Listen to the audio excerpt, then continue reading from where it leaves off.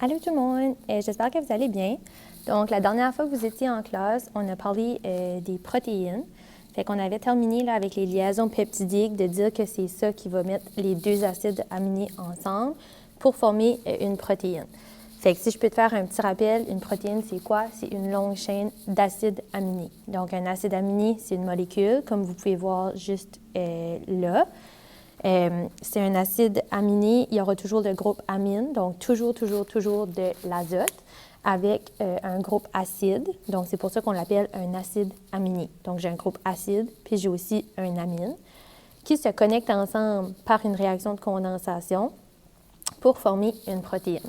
Deux types de protéines importants, donc un petit rappel, tu as les protéines structurales puis les protéines fonctionnelles. Okay? Aujourd'hui, on va parler beaucoup des protéines fonctionnelles. Donc, un type de protéine fonctionnelle qu'on a parlé de, c'est les enzymes. Okay? Les enzymes, c'est un type de protéine qui est super important parce qu'il vient aider ton corps à faire diverses réactions. Fait que c'est ça qu'on va parler de aujourd'hui. Je vais laisser mon écran comme ça parce que je vais mettre des petites notes à côté parce que je n'ai pas mon crayon là, pour écrire. Fait que ça va aller mieux comme ça. Donc, les enzymes, je te dis que c'est des protéines qui sont fonctionnelles. Fait que, comme je viens de te dire, deux types de protéines. Tu as les protéines structurales pour la structure de ton corps et de ta cellule. Puis, tu as les protéines fonctionnelles qui assurent le bon fonctionnement. Okay? Donc, je te dis qu'elle accélère les réactions chimiques dans les cellules. Donc, c'est vraiment qu'elle va venir modifier leur réaction. Okay? Un enzyme, qu'est-ce qu'elle fait? Je vais te l'écrire là parce que ce n'est pas écrit. Elle diminue le montant d'énergie d'activation.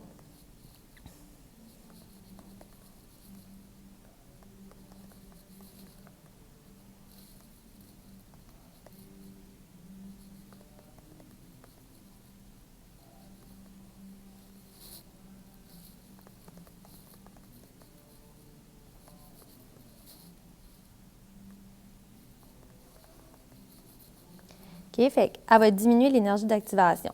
L'énergie d'activation, c'est vraiment l'énergie que tu as besoin pour que la réaction se fasse. Okay? Fait que, par exemple, si tu prends la dégradation des molécules d'amidon qui se fait dans ta bouche avec l'amylase, bien, c'est ça que l'amylase a fait, elle va diminuer cette énergie d'activation-là. Okay?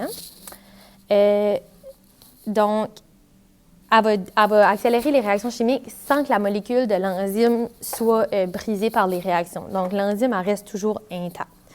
Je te parle aussi beaucoup des catalyseurs. Les catalyseurs, tu peux un peu les laisser faire là, pour l'instant. Un catalyseur, comme je te dis, c'est que c'est une substance qui n'est pas produite par les êtres vivants puis qui va modifier une réaction. Fait qu'un catalyseur, c'est vraiment juste quelque chose que tu vas ingérer, donc qui n'est pas produit par ton corps, qui va aider à faire une réaction chimique. Encore pour revenir aux enzymes, là, je t'ai dit que la plupart des enzymes se terminent par ase. Il y a des exceptions. Par exemple, si je pense à la pepsine, c'est un enzyme, mais ça ne finit pas par ase. Mais la plupart vont se terminer par ase. Puis ça va souvent aller avec leur action, là, dans le fond. Par exemple, si tu prends le lactase, bien, c'est ça qui dégrade le lactose, le sucrose, c'est ça qui dégrade le sucrose. Si je peux te donner un exemple aussi pour un enzyme, si je te parle de la lipase, c'est un enzyme, puis la lipase, qu'est-ce qu'elle fait? Elle va dégrader, elle dégrade les lipides. Okay, je te rappelle un lipide, si tu vas de nouveau dans la section des lipides, on a parlé qu'un lipide, c'est fait avec un glycérol puis des acides gras, donc un glycérol et 3 acides gras. Donc, elle dégrade les lipides en glycérol et en acide gras. Fait qu'elle, c'est ça son rôle. Okay? Elle a besoin d'énergie, ton corps a besoin d'énergie pour fonctionner, puis elle va aller trouver ça dans les lipides. Fait que la lipase, elle vient dégrader tes lipides, okay? Elle vient briser cette énergie-là. Quand est-ce qu'elle va s'activer? Bien, si le corps a besoin d'énergie. OK? Fait que si ton corps a besoin d'énergie, bien, c'est là que la lipase, que ton corps va activer la lipase. OK? Fait que je vais mettre entre parenthèses activation. Oups.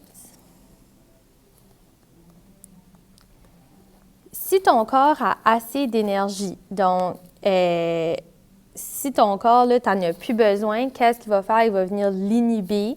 Donc, inhibition, c'est arrêter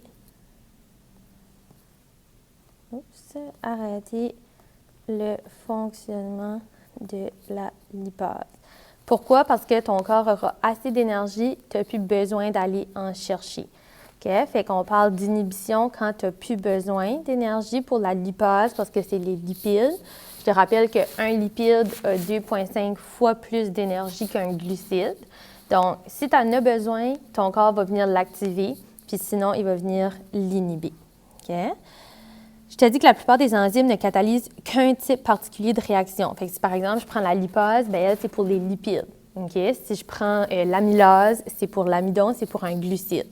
Fait que c'est comme ça que ça fonctionne. Si tu regardes ici, okay, ça, c'est l'enzyme en bleu. Okay? C'est ça que ça ressemble à un enzyme.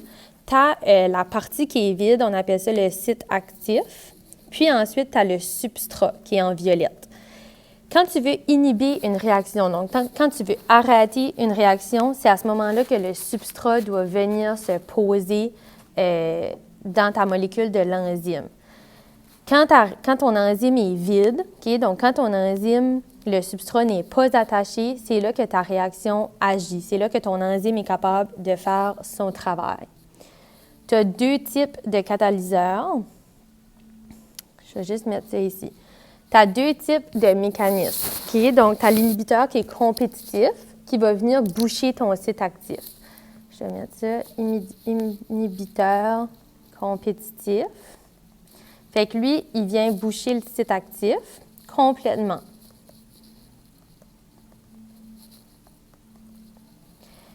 Quand il vient boucher le site actif, ton enzyme ne pourra pas fonctionner. Fait que c'est là que tu bloques, par exemple, le rôle de ton enzyme. Il y a beaucoup des enzymes qui vont fonctionner comme ça, qui vont fonctionner avec des enzymes critiques. Je prends, par exemple, le cyanure. Le cyanure, c'est un poison. Le cyanure, qu'est-ce qu'il vient faire? C'est qu'il bloque le site actif de l'enzyme qui s'appelle le cytochrome oxydase. Okay? Donc, le cytochrome, c'est juste vraiment un enzyme. Qu'est-ce que l'enzyme fait, le cytochrome, dans ton corps? C'est qu'elle aide à ta respiration. Okay? Oxydase, donc l'oxygène. Fait quand que la cyanure, qui est un poison, vient boucher ce site actif-là, c'est que ton enzyme de respiration n'est plus capable de fonctionner. Fait que c'est à ce moment-là que ça devient difficile de respirer parce que ta respiration ne fonctionne plus. Okay? Fait que ça, c'est un exemple. Tu as aussi des inhibiteurs non compétitifs. Eux, qu'est-ce qu'ils font? C'est qu'ils viennent changer la structure de la molécule. Okay. Je vais essayer de te faire un dessin ici, là. Fait que vraiment, ici, tu vois, là, ça, c'est un exemple de compétitif. Ici, ben, ça va mal, peu de crayon, là. Ça, c'est un exemple d'inhibiteur compétitif. Fait que qu'est-ce qui arrive? Comme ça, ici, ton enzyme est fonctionnelle, donc elle fait son travail. Qu'est-ce qui va se passer? C'est que ton substrat, il arrive, il se place dans ton enzyme. À ce moment ici, ton enzyme ne fait plus son travail. Okay? On appelle ça le complexe enzyme-substrat. Donc, c'est un complexe qui est ensemble. Donc, à ce moment-là, ton enzyme ne fait plus son travail. Puis ensuite de ça, vous allez remarquer que le substrat se comme divise en deux. Okay? Donc, le substrat se défait. Donc, ça donne des produits. Puis là, les produits peuvent aller faire autre chose. OK? Mais tu as deux types. Comme je t'ai dit, tu as les compétitifs et les non compétitifs. Pour les non compétitifs, qu'est-ce qui va se passer? C'est que si j'ai un enzyme qui pourrait ressembler à ceci, disons, c'est que j'ai une molécule qui, au lieu de venir dans le site actif, elle va venir, par exemple, ici. Puis qu'est-ce que ça va faire, ça? C'est que ça vient déformer la structure de ton site actif. Okay? Les petits points seraient comme la nouvelle structure. puis c'est que ton substrat ne sera pas capable d'entrer. OK? Fait que ça, on dit que c'est un inhibiteur qui est non compétitif. Fait qu'ils vont vraiment juste se mettre à une partie de l'enzyme.